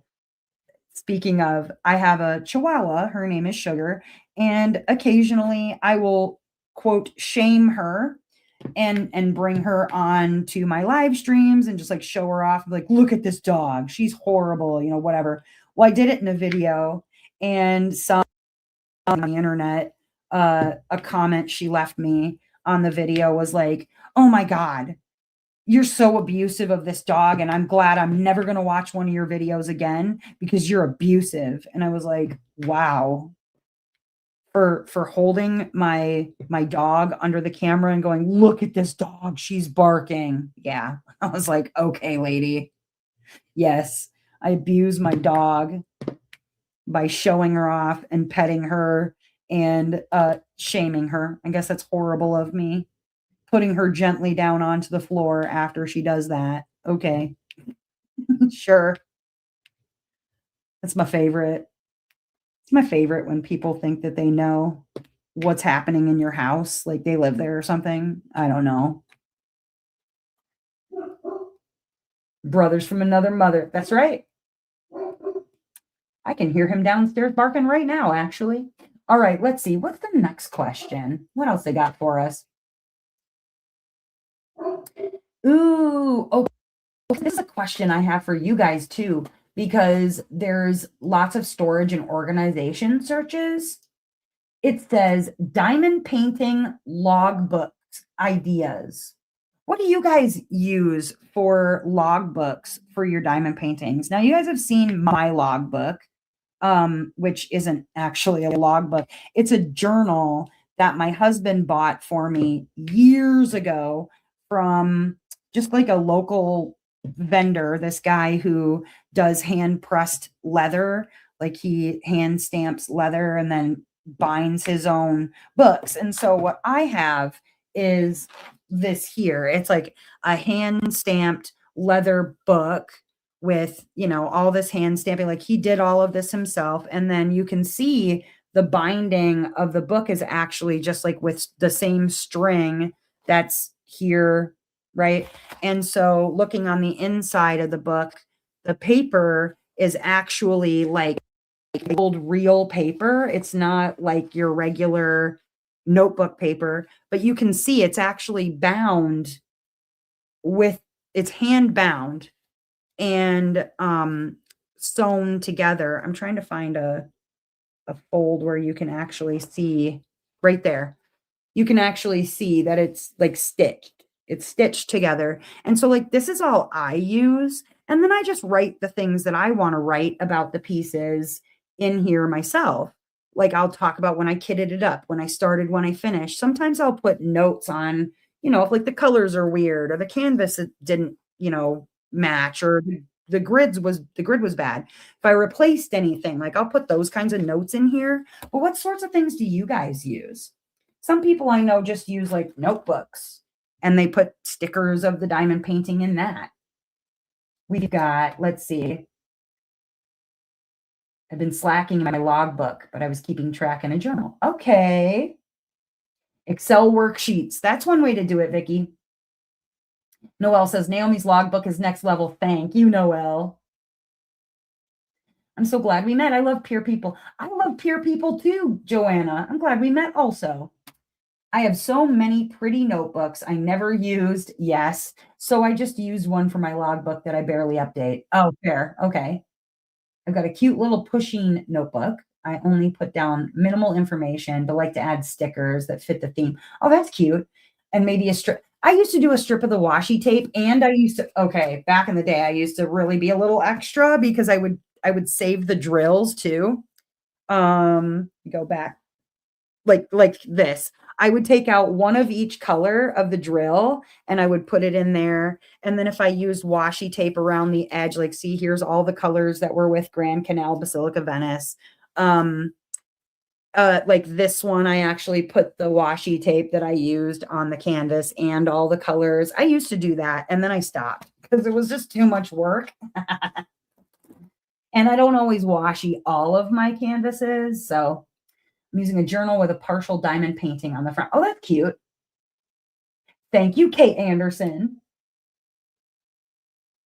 I don't think anyone is worse than me. If you're lucky I put a start or end date.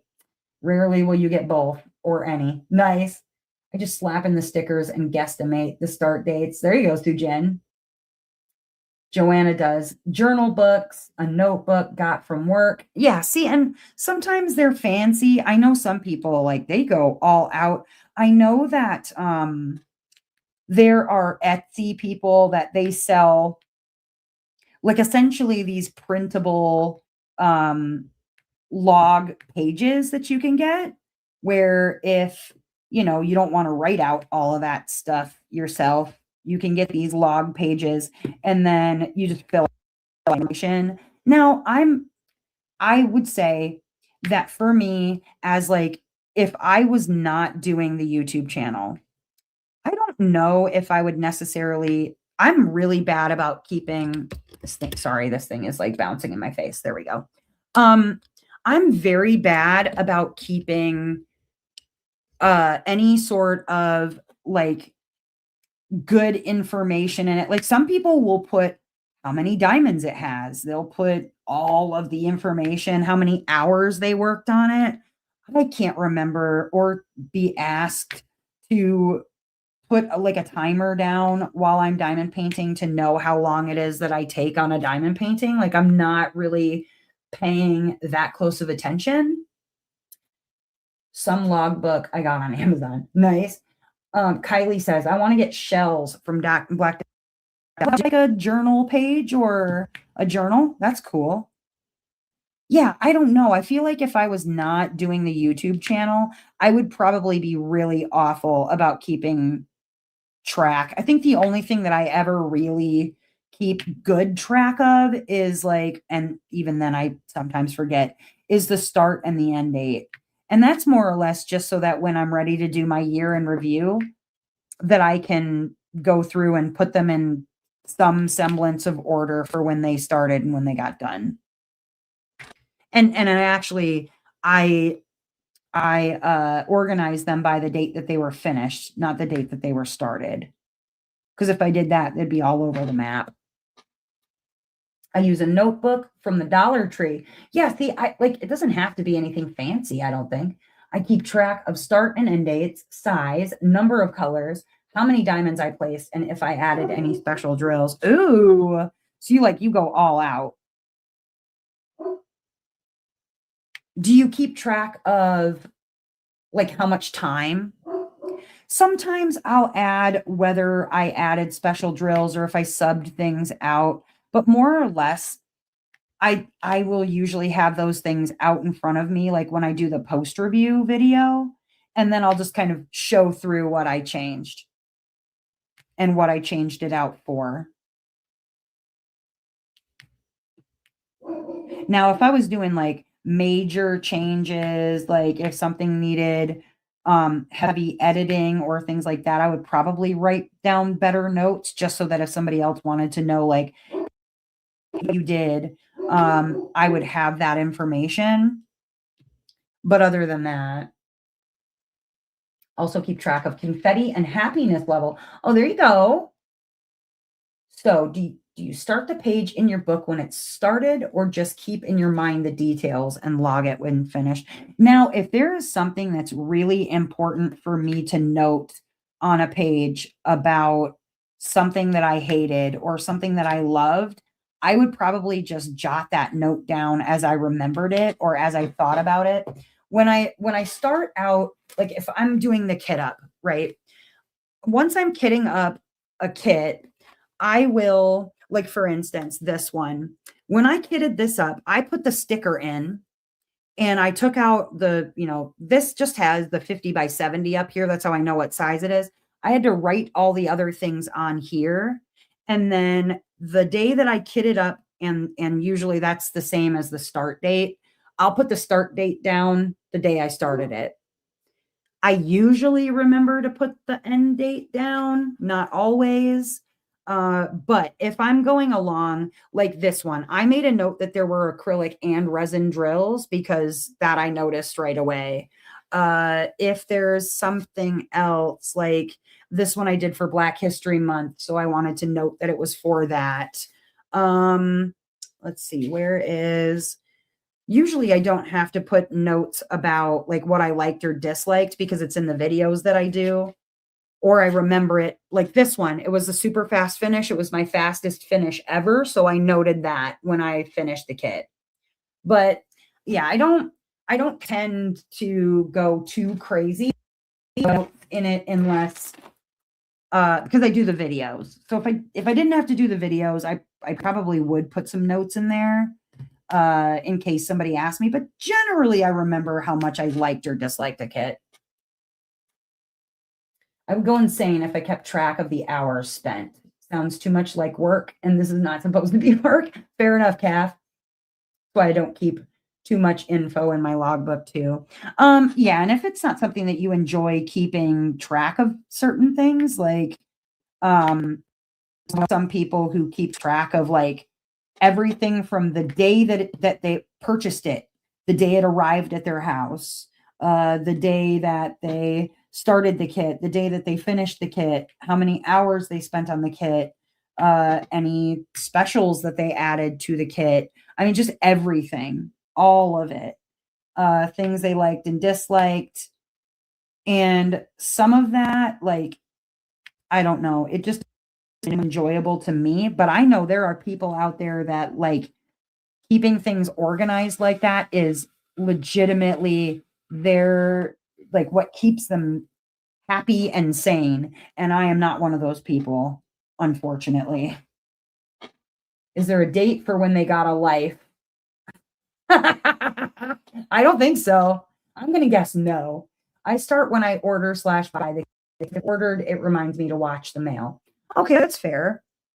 I see. When I first started, I have a notebook, you guys, and I don't know where it is, but I legitimately was keeping track of like everything in the mail when it was arriving. Like I had this constantly shifting and changing notebook of dates for arrivals, and oh, it was a lot. And then I went like, this is not fun to try and keep track of all of this. So then when I realized like I could uh attach my shop app to or USPS informed delivery to my phone and it would just tell me when things were coming, I was like, this is way better for me.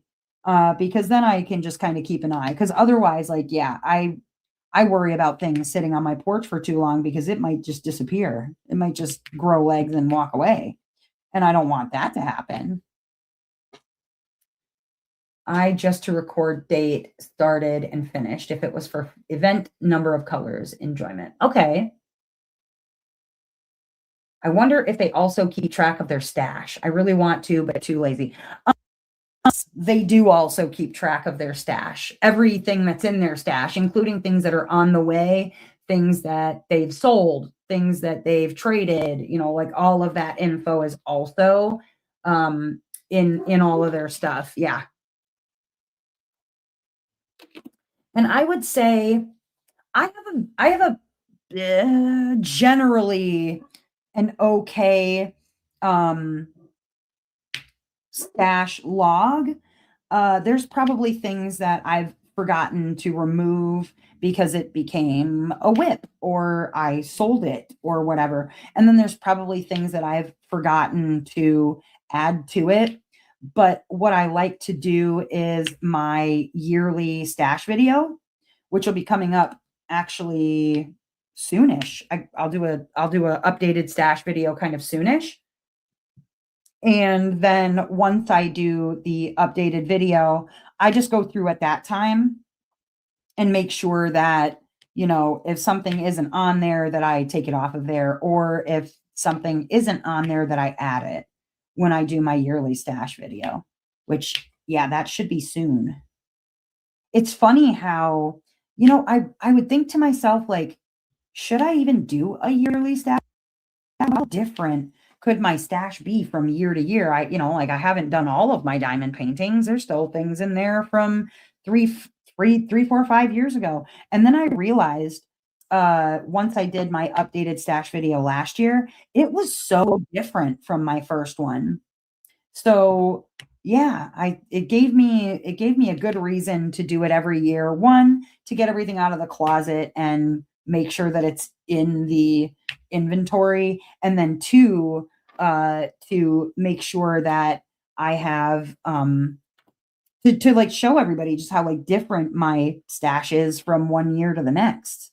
Because last year I finished 50 diamond paintings. Like that's a good chunk of my stash right there, uh, worked on, gone. And so, did I replace them? Did I not replace them?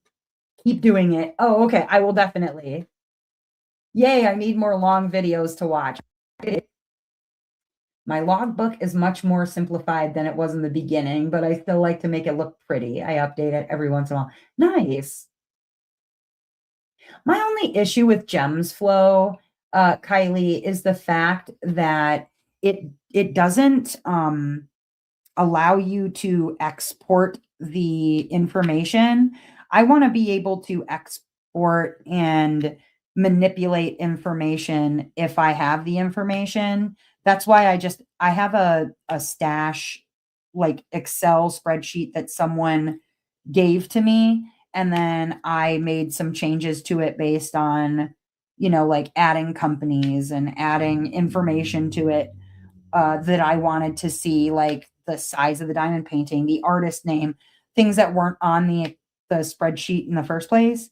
And I made sure that I had areas for those things that I wanted to have information on. And then I use that just because, like, yeah, the one thing that I will say is a drawback for doing it the way I have it is that it doesn't have a photo attached to it. So I don't have like a photo reference necessarily for what it looks like. But I pretty much remember the names of all my diamond paintings. Like once I've read the name, I know what the diamond painting is. I'm not like sitting there going, okay, what is Mystery 68? Like I know what Mystery 68 is. I know what let's say Chrysabug's Queen of the Underworld. I know what that looks like. I don't have to my stash and go like, oh my God, what is that one? I don't even know what that is. I don't have any diamond paintings that I don't know the names of necessarily. Do you track any changes or enhancements you made? Oh, and the developer's making a lot of updates to it. Oh, okay. Joanna says, I give so many away, I lose track. Oh, yeah. Yep. I've given a bunch away too. I can never do a stash video. Can't take the shame. Oh, Joanna, it's not so bad. In fact, I'm surprised how often people are very supportive. Like I really thought I was going to get some comments, people kind of stash shaming. And I think if you make it pretty clear right away in your stash video, like, hey, this is my curated collection. And if you don't like the size of my stash, then maybe go find another video to watch. Like, cause that's kind of, it's your art collection. And I don't know how many diamond paintings you have. Like if your stash is something that you feel like you should be embarrassed of or whatever, but if I'll tell you what, Joanna, if you're ever interested and you've got a really huge stash and you're feeling some type of way about it and you want some help to pare it down, I'm talking about doing auctions on my channel for a while. If you need some help auctioning some things off or whatever, just shoot me a message or an email or whatever, and I can help you out. But to be honest with you, Joanna, I will tell you what someone told me before I ever made my first stash video, and that is bitches love stash videos because bitches love stash videos. They do. I love stash videos. That's actually one of the first videos that I ever watched, I feel like, on YouTube was someone's stash video. Just kind of looking through because oftentimes a lot of people don't know, one, like what was available or what sorts of art that they like. I feel like you look through somebody else's stash and you kind of get an idea of what paintings maybe you want to look for that are archived or whatever that we can't find or can't see anymore. So, yeah, I don't know. I don't think people would be as harsh on you about it as maybe you think they would be. You will get judged no matter what, so who cares what a bunch of strangers think? That's right, Wallflower. That is right. Wallflower, always spitting them facts. It's true, Sujin. And that's just it. Honestly, if you don't feel bad about what you have, then don't let anybody else make you feel bad about what you have. Like there's nothing to be ashamed of. It's your curated collection for you to do with whatever you want to do with it. And if you want to make some money and find new homes for them, then do that. If you don't, then don't. Don't do it.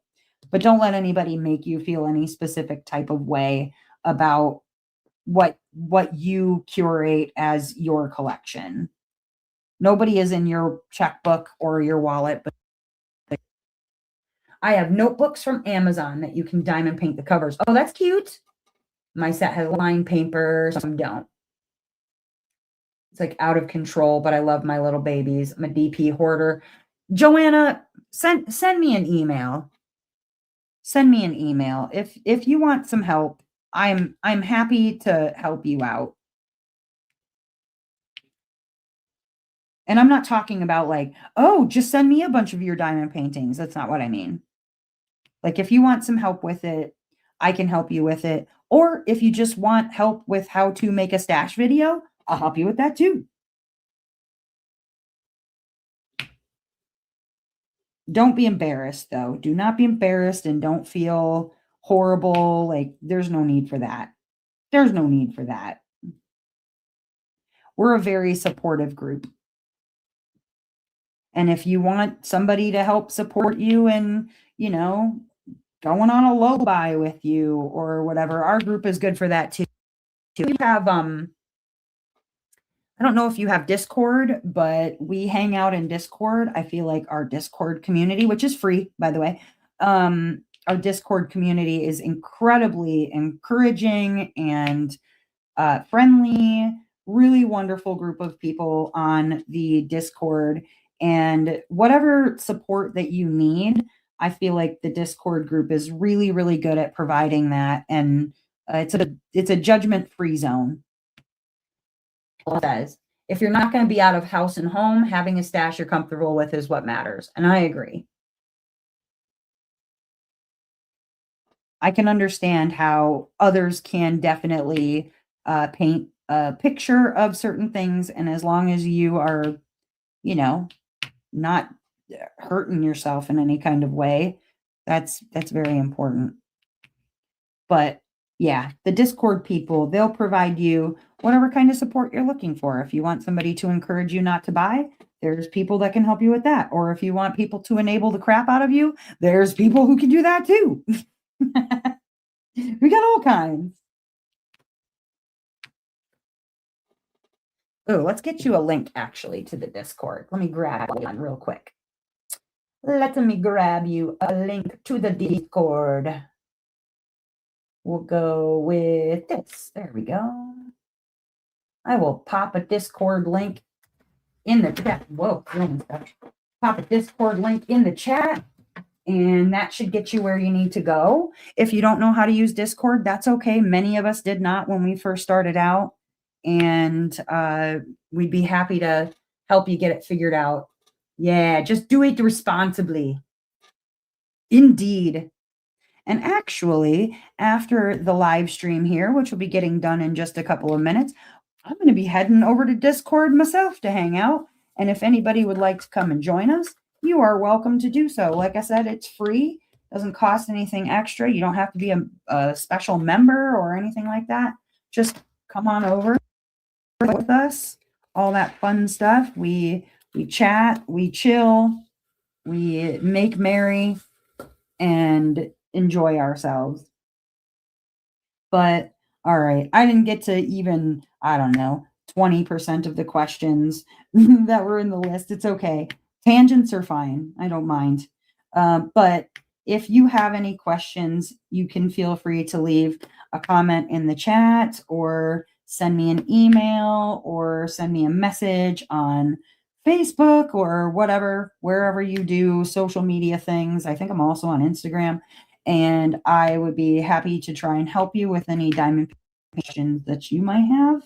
Uh, I do all kinds of one-on-one tutorials too. So if you need some help, let me know. Otherwise, you guys, thank you for hanging out on this beautiful Saturday night. Like I said, I'm going to be jumping over into Discord to hang out. Yes, thank you, Mel. Make sure to hit the like button on your way in or your way out, whichever works for you, or the dislike button if you didn't like it. That's okay too. And yeah, that's all I got for you. Let me put a protective cover on this before I say goodbye to you guys. I don't get things stuck to my diamond painting here. Boom, there we go.